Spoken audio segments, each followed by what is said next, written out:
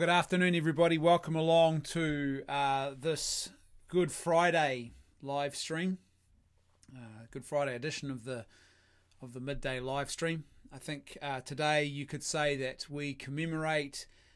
Today is a memorial of probably the worst and also the best Friday in human history.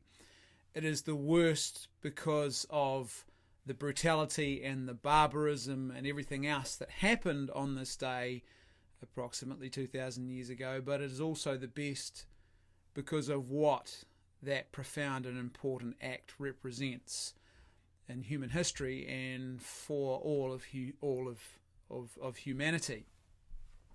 When you think about Christ, the King who dies on this day 2,000 years ago, he is a king who can't really be politically labelled. Just when you think you can politically pigeonhole him into one group or another, he completely defies all your expectations. So you hear him talking about care for the poor and how we must do that. And there can be a human temptation to think, oh yes, he's a progressive, he's left of centre, that's how we should label this guy. And just when you're tempted to do that, all of a sudden you discover and read about him talking about and warning about the dangers of hell for those who are immoral. You read about him talking about sexual immorality and about those who have lusted after another person who've already committed adultery with them in their hearts. Just when you think you can pigeonhole Christ and say, oh yeah, he hates all organised religion because he healed people on the Sabbath. And because, he was clearly someone who we heard him say, Sabbath is made for man, not man for the Sabbath.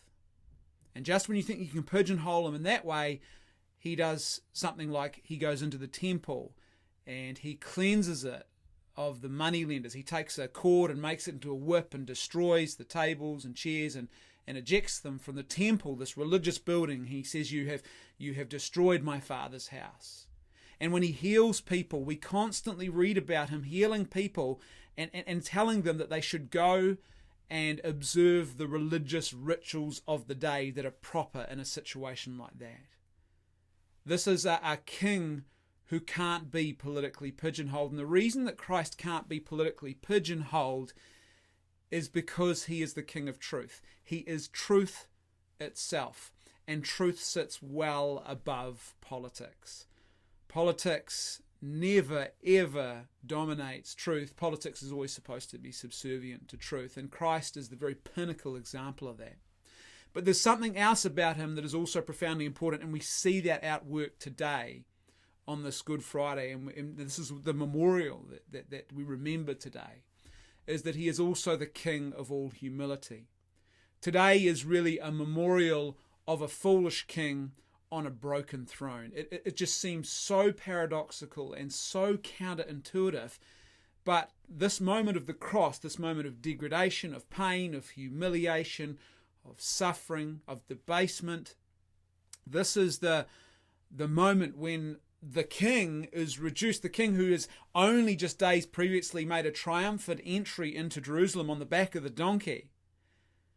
All of a sudden now he is rejected, he is spurned, he is treated as nothing more, in fact worse probably than a common criminal, and is forced on this humiliating march to a very humiliating and shameful death on this awful thing called the cross.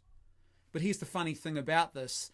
Christ tells his disciples that really this is the moment of glory, and they're about to see the Son of Man lifted up. You're about to see the Son of Man lifted up. You're about to see him glorified. He's talking about his cross there. And not only that, but he also embraces that cross willingly.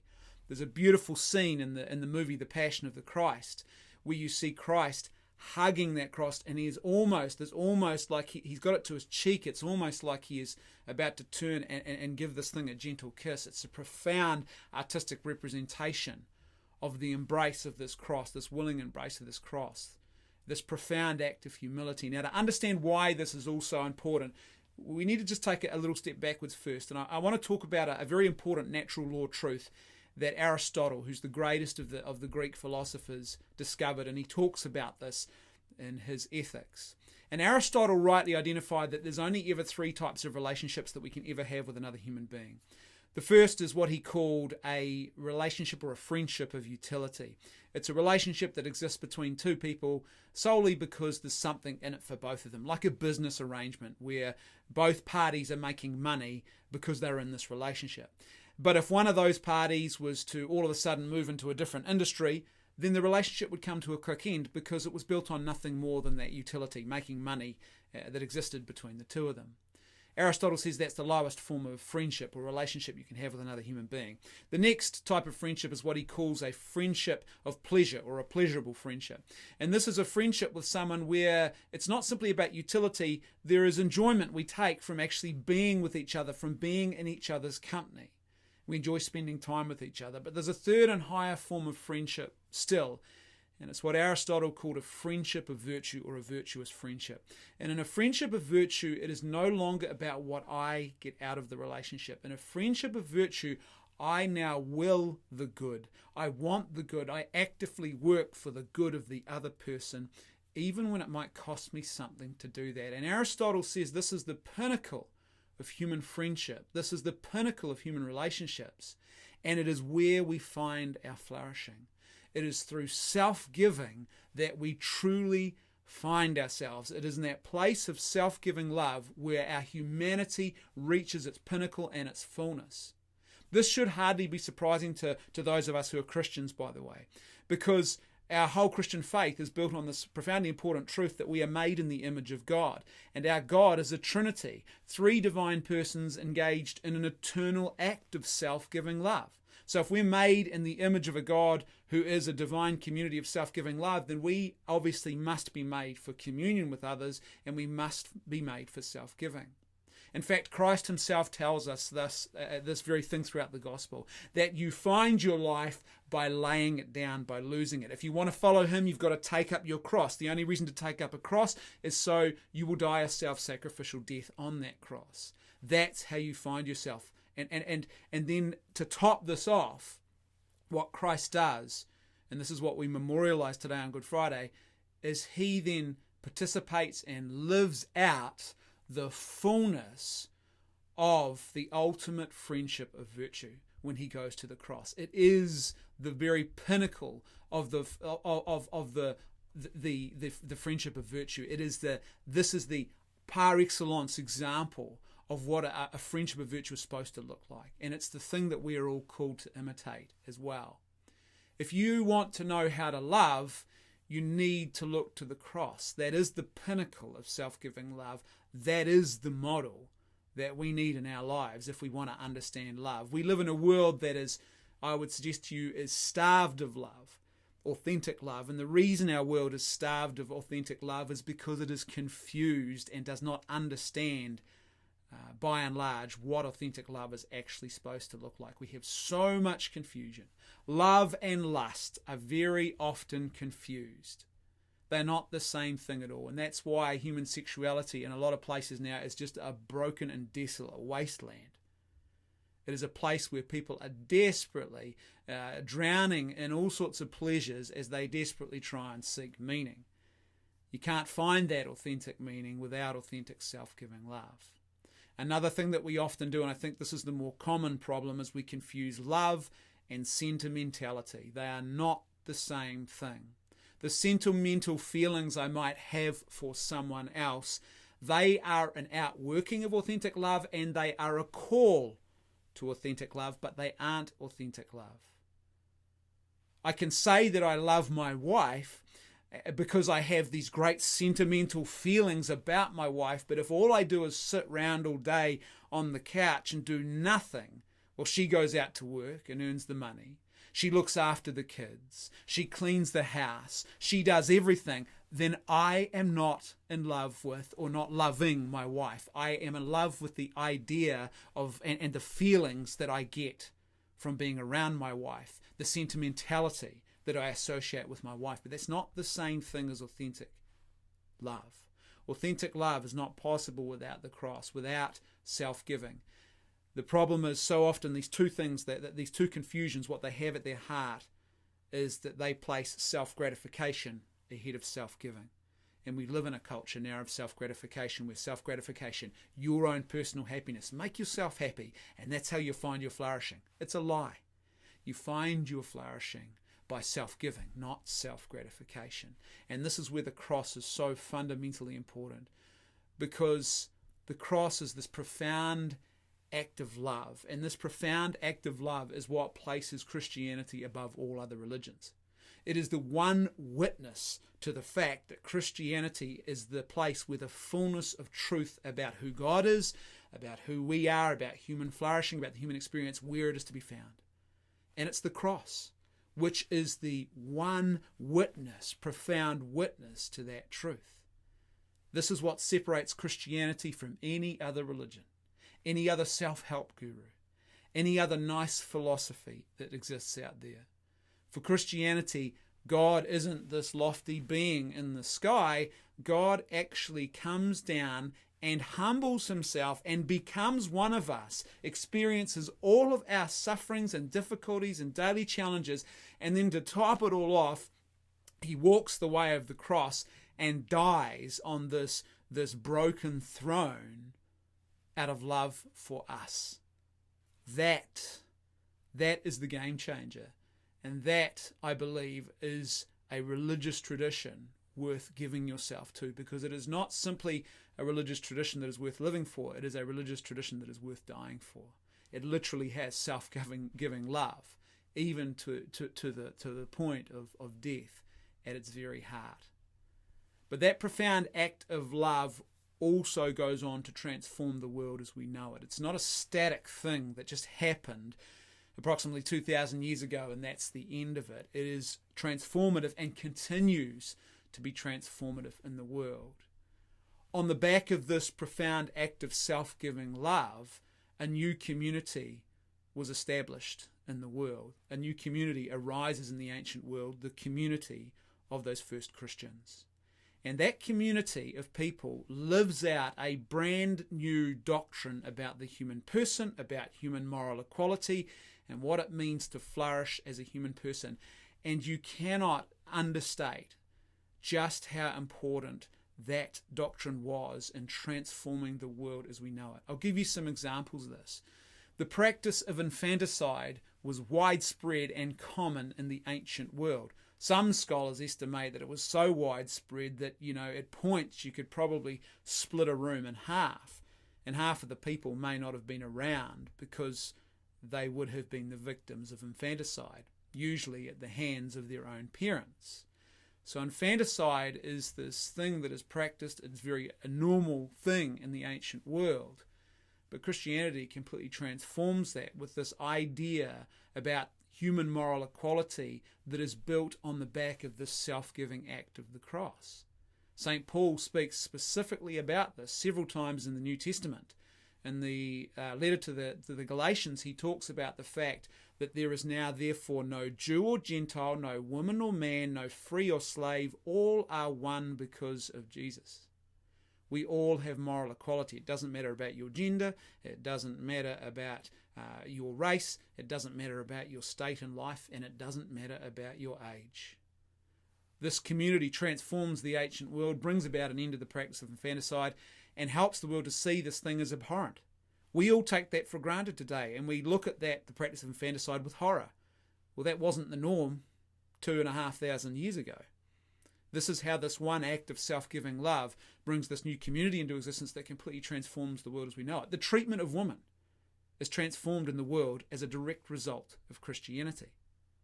For the first time, you have in this community obligations on husbands towards their wives. Husbands, you must love your wives as Christ loved the church and died on a cross for her. Again, back to that one transformative act of self-giving love, and that's the obligation on husbands. Wives are no longer their property. And we see very quickly after the establishment of the Christian community, all of a sudden for females in the ancient world, they don't have to get married to find or to have status or to have value in the eyes of the world. This whole idea of consecrating their lives to Christ and living out the fullness of life that way is actually elevated and celebrated. Not only that, but within about 100 years, you have communities of women who are self-governing. on the back of this community that comes out of and flows out of this profound and transformative act of self-giving love. I read a secular commentator recently who was referencing another secular atheist academic, and this atheist academic was talking about the modern West, and he said, look, if you live in the modern West, even if you're an atheist, like I am, not me, this is the academic of course, then the dreams you dream are always Christian dreams, even if you don't realize it. That's the reality of this one profound act. We would not have a modern concept of human rights if it wasn't first for the Christian doctrine of moral equality between all human persons, which comes on the back of this self-giving act, this act of humility and love for the other, total love for the other, that we memorialize today.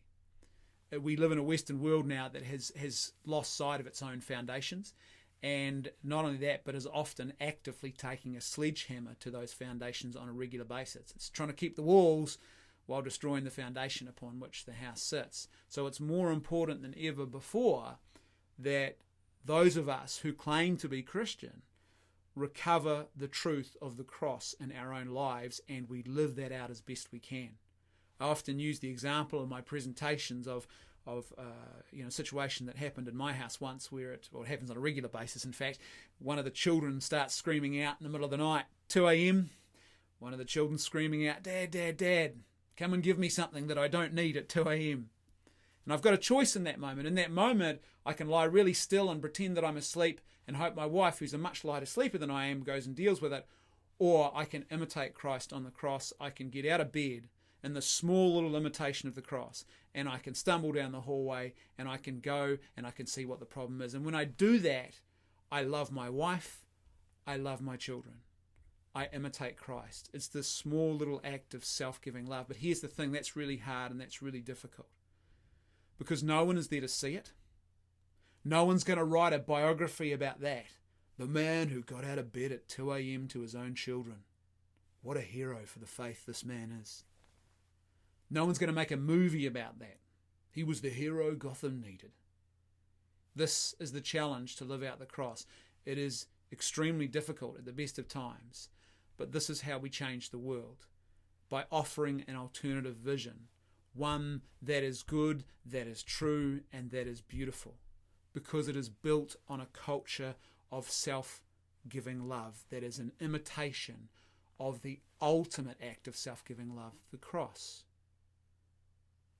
But to live that out fully, and to live that out in its fullness and in the big moments, you need to start living it out in the small ones as well, and often they are the hardest ones, because they are the moments where we want to be our most selfish.